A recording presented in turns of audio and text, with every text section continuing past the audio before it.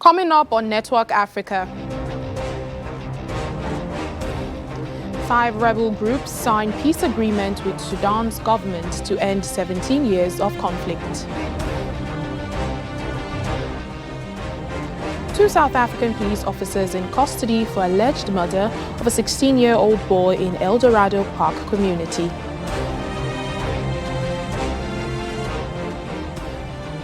Plus, Paul Rusesabagina, whose role in saving people from the 1994 genocide was celebrated in the film Hotel Rwanda, is arrested on terror charges.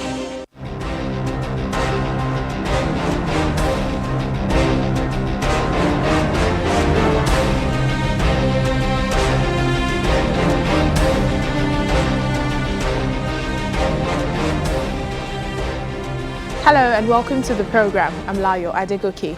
Let's begin with stories and happenings that made headlines over the weekend. Many people took to the streets in Mauritius to protest the handling of the oil spill by the government, the death of dozens of dolphins, and also demanding resignations of key figures in the government. Meanwhile, in Libya, suspended Interior Minister arrived Tripoli, saying he was ready for any investigation into his handling of street protests and a violent crackdown against the GNA. Here's more details.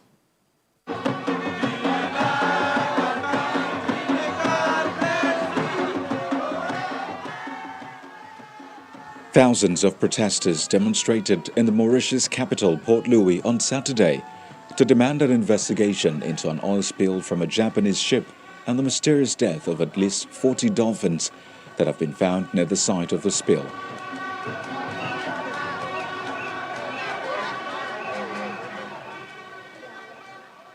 Environmentalists have called for an investigation into whether the dolphins died as a result of the spill caused when the bulk carrier, the MV Wakasio, struck a coral reef last month. Mauritian flags were waved across the packed square of St. Louis Cathedral, while some people played the drums and chanted slogans. The government has said it will carry out autopsies on all the dead dolphins and has set up a commission to look into the oil spill. 2 investigations are being carried out, one by the police on the crew's responsibilities and another by a senior shipping ministry official on what happened to the ship.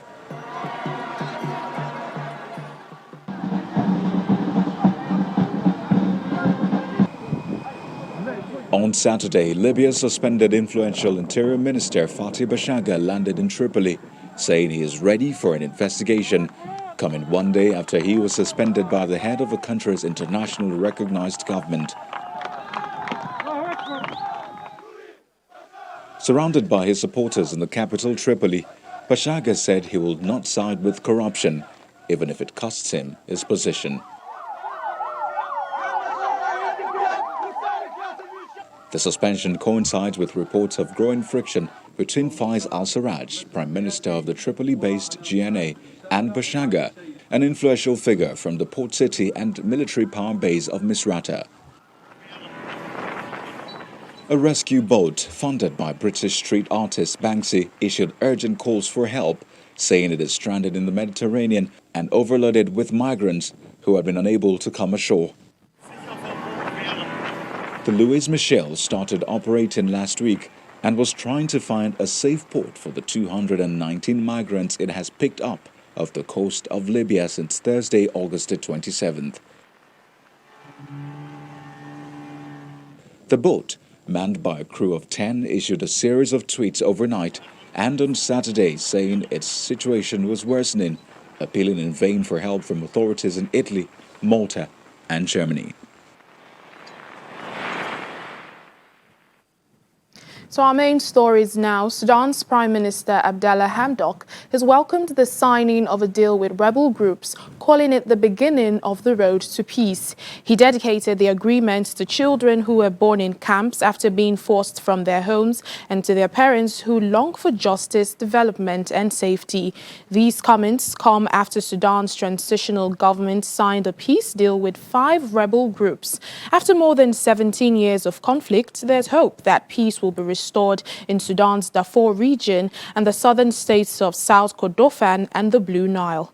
However, 2 key key rebel groups refused to sign the deal, which covers issues such as land ownership, power sharing, and the return home of the millions displaced by the fighting.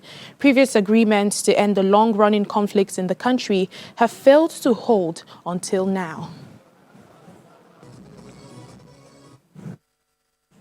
Well, joining us now for more on this is Nava Mohidin, the VOA's correspondent in Khartoum. Thank you, Nava, for speaking to us. Thank you. Now, Prime Minister Abdallah Hamdok is calling this the beginning of peace for Sudan. What other reactions has there been to this latest development? Actually, celebrations are everywhere. The national TVs and broadcasts are celebrating what they call a historic event. People are also celebrating ending the war. People in the camps, in the refugees camps, and also the pro-democracy protesters who back the protest against long-time President Omar al-Bashir cheered this step and issued a lot of communiques welcoming the peace agreement and expressing their optimism towards the democratic change and achieving the other priorities of the transitional government. And, you know, previous agreements to end this long-running conflict in Sudan have failed to hold. And even now, two key rebel groups have refused to sign this deal. What's the reason for this? And its likely implication, what's the likely implication to the agreement reached? Actually, with the SPLM and SLM not signing this peace agreement, the peace is not comprehensive, but at least paving the way for the comprehensive peace. The reasons behind SPLMN and SLM are different. SPLMN, with the lead of Abdelaziz El-Hilu, demanding cultural change and specularity in the constitution. They want a permanent constitution rule Sudan that, considering the variety of Sudanese people, the variety in the religion and the ethnic groups. And SLM has already refused to talk and to take a part in negotiations. There were a lot of prisoners after al-Bashir ouster, so they refused to sit with the military generals who are leading the transitional government civilians. So there was different demands by the two factions. SLM also requested to dismantle RSF, which is Rapid Support Forces troops. Right now, it's part of the government. They also dismantled because it was previously a governmental militia that al-Bashir created. They also want to dismantle the government and all jihadi militias that al-Bashir created to fight in Darfur. And also they want justice for people in Darfur and to Yes, I can hear. want the punishment of al-Bashir and his regime symbols. Right now, but just before I let you go, a lot of people have been greatly affected by the 17 years of conflict in the western region of Darfur and even the other southern states. Now, even the Prime Minister, he dedicated this agreement to those people. What becomes their plight now? Can they return home and rebuild their lives? What is the government saying? It's actually the government and the rebel groups say it's time to stop the war and the time to build. By this peace agreement with the signed rebel groups, Sudan will announce the stop of the war. That means life shall get back to normal in the refugees camps, and people can get back to their village and to rebuild the war. The places where war was mostly affected, and also means that people will get back to normal. So till elections, the refugees and displaced people will have the citizenship and the right to vote in the next elections. But still, it's missing the two factions of SPLM and SLM. If they sign it, then it's a comprehensive peace, and then we can say Sudan has stopped the war and start to build and to move in the democratic change. All right, Nava Mohidin, thank you so much for speaking to us, VOA's correspondent in Khartoum.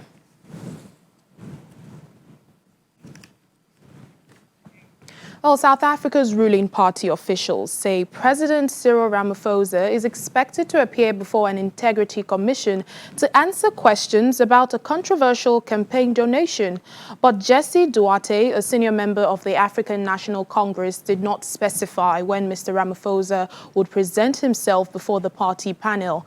In a report, South Africa's anti-corruption watchdog alleged that Mr. Ramaphosa had misled Parliament about money he received in 2018 worth more than $36,000. Mr. Ramaphosa maintains it was a donation towards his campaign for the ANC leadership.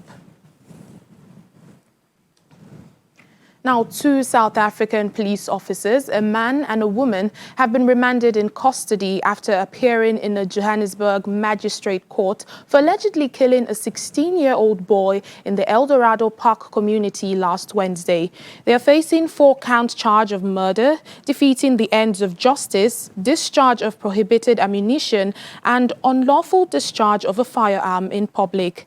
Nathaniel Julies, fondly called Lucky, had gone to a shop near his home after supper to buy biscuits and eat before returning home, a routine the community knew him by. But he never made it home, and the community members are up in arms.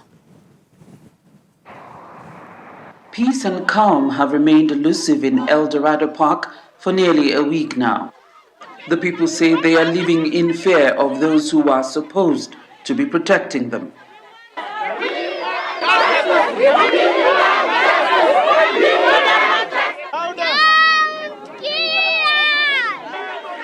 Trust between the police and the people in the area has broken down after a 16-year-old boy, Nathaniel Julies, was shot dead here last Wednesday by the police, who claim he was caught in a crossfire between rival gangs in the area. Nathaniel, who had Down syndrome, was out after supper to get biscuits. His sister Petunia left him at the shop moments before he was shot. It was a close range gun, so we could hear it loudly. After that, we went outside. We asked the people that were there on the scene. They came and told my mother that they just heard a gunshot. So they're not sure is it my brother or what, because we also wanted him after he left the shop. They shot him with a pump action, and then as he was trying to fight, then he was hanging on that van there. As you can see, his marks is there. He fell under the truck. The policeman pulled him out and apparently threw him in the van and drove to the fire station. They drove to the fire station, then went to Barra. That's all I know. On Friday, the police minister, Becky Cele, as well as the IPID boss, Jennifer Ntlasing, visited the bereaved family separately. Minister Cele was received by the deceased's grandfather, and he promised justice. You know, and people love this boy. And I will miss him for one reason. I lunch here every Sunday. And the minute I get in here, he's the one that will tell his mother, hey, ma, pa, kos. You know, he will tell his mother to dish up for me when I arrive here. Whoever has committed the crime will have to face the law. It doesn't matter. It doesn't matter. It doesn't matter who that person will face the law. As I've said, the IPID will follow all. Actually, the case has been given to IPID. 3 of the investigators are doing it. This Monday, hundreds of community members besieged the Proteas Magistrates Court, where the 2 officers apprehended for allegedly killing Nathaniel Julies appeared before a magistrate. They're facing a 4-count charge of murder, defeating the ends of justice, discharge of prohibited ammunition, and unlawful discharge of a firearm in public. The case has been adjourned to the 10th of September, and the accused are to remain in custody. Yes, they'll be remanded in custody until the 10th of September when we are back in court for accused number 2 to secure legal representation and a possible bail application hearing. Meanwhile, angry residents have demanded the release of their community leaders arrested in the wake of the violence that followed the incident.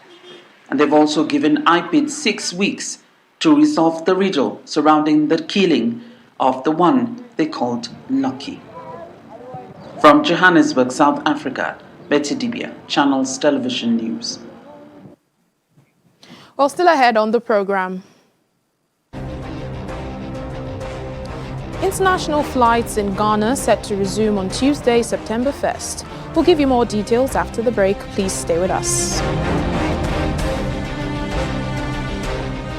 Welcome back to the program. Authorities in Rwanda say a man who inspired a Hollywood film about the 1994 Rwandan genocide has been arrested for leading terrorist movements. Paul Rusesa Bagina was arrested abroad where he had been living in exile. The Rwanda Investigation Bureau says he was arrested on an international warrant for forming and leading terrorist movements operating in the region. The 66-year-old Hutu became well known after Hotel Rwanda depicted his efforts to save hundreds of Tutsis at his hotel during the 1994 genocide.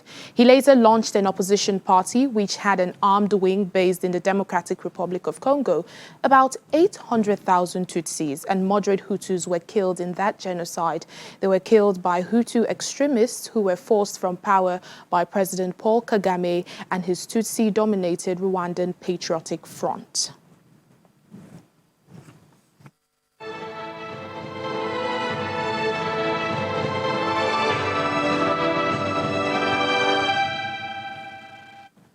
Now, Ghana is set to resume international passenger flights on Tuesday, September 1st, as President Nana Akufo-Addo announces a drop in active coronavirus cases.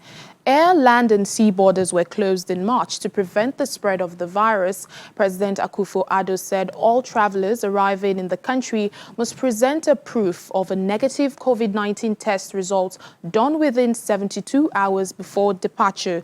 They will also be tested on arrival at the airport, with the results expected within 30 minutes. The passengers will also have to pay for the tests. Now, those who test positive are to undergo further assessment and treatment. However, children under the age of 5 will not be tested.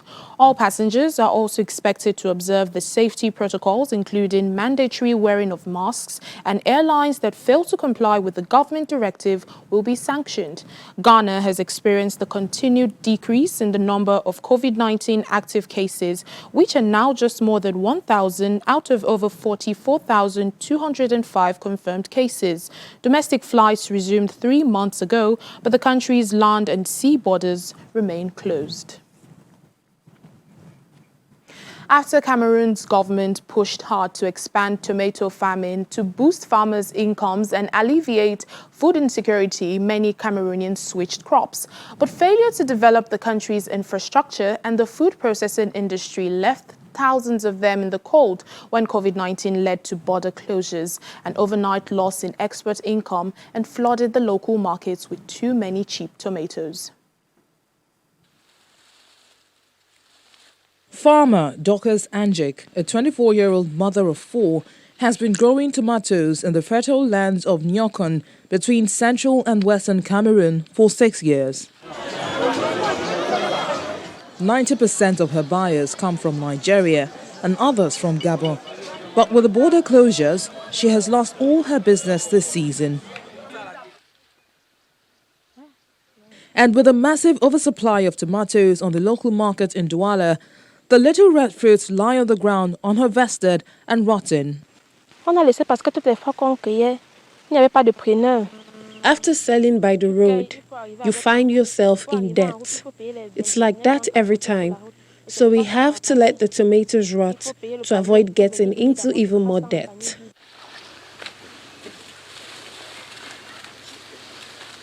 Farm manager Jean Willabon says he has had no income and owes money because he had already hired farm workers who were paid to work on the land and harvest the tomatoes before the market collapsed. He is now out of pocket. I have 7 children. How will I be able to feed them? When I work here, I'm able to buy some maize to feed them and also send them to school. But this year, I'm not sure what to do. I don't know how I will put them through school. However, Boy University Professor of Agriculture Ernest Molo says the problem is not so much of the pandemic as it's Cameroon's poor infrastructure and a failure to develop the agribusiness and food processing industry. Traditionally in Cameroon, we experience almost 30 to 40% of post-harvest losses. And given the current crisis situation, this has meant that we've lost post-harvest losses have gone up to about 60%. And this is very, very serious because it has affected household income, it has affected farmer revenues, and it has also affected nationally the streams of income that came from exports. Cameroon is struggling with widespread food insecurity, according to a 2019 report from the United Nations Food and Agriculture Organization, particularly in the drought-hit north and crisis-prone northwest and southwest regions. This year's tomato crisis in Cameroon makes clear the need for more food processing infrastructure in the country, something the government had promised to deliver under its Climate Action Plan under the Paris Agreement on Climate Change.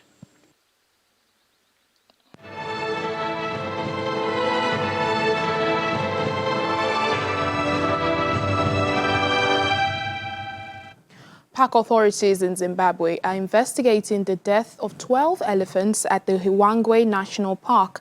The elephants were found dead with their tusks intact. The authorities say they do not suspect cyanide poison used by poachers instead of rifles, as no other wild animal was affected. Now, blood samples from the elephants have now been taken for examination to determine the cause of death.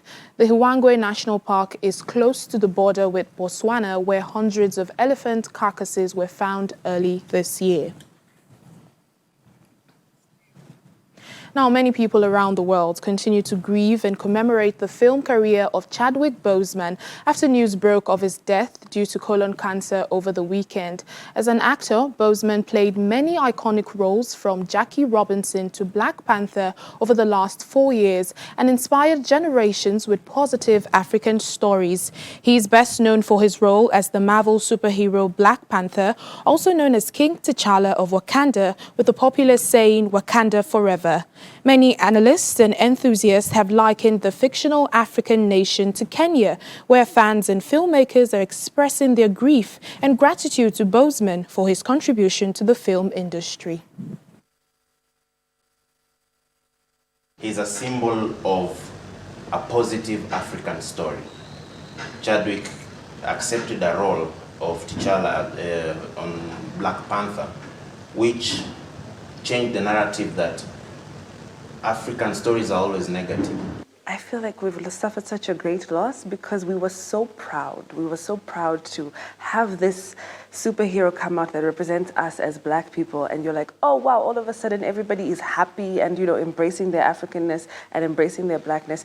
And I don't think that any other actor would have been able to embrace that role apart from Chadwick Boseman. Having been diagnosed with colon cancer like 4 years ago, it's quite unbelievable that he could do all that despite the illness that he had. And what I could pick from that is a lot of encouragement and strength, even for someone who did not know him along his whole career path.